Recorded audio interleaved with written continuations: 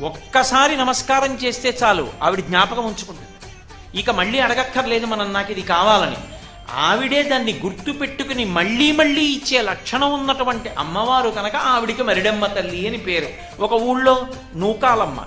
నూకాలమ్మ అంటే భూమి మీద నూకలు ఉన్నాయి, ఈ ఊళ్ళో నేనున్నాను, ఈ ఊళ్ళో నేనుండి ప్రతి పూట అన్నం తిని బ్రతకగలుగుతున్నానంటే ఆవిడ అనుగ్రహం. భూమి మీద నూకలు ఉన్నాయిరా వీడికట్ట, ఇక్కడ నాకు నూకలు మిగల్చి ఆయుర్దాయం ఇస్తున్న తల్లి ఈ గ్రామానికి అధిదేవత. అందుకే ఎప్పుడైనా ఊరు విడిచిపెట్టి వెళ్లే ముందు గ్రామదేవతకి చెప్పి వెళ్ళాలి.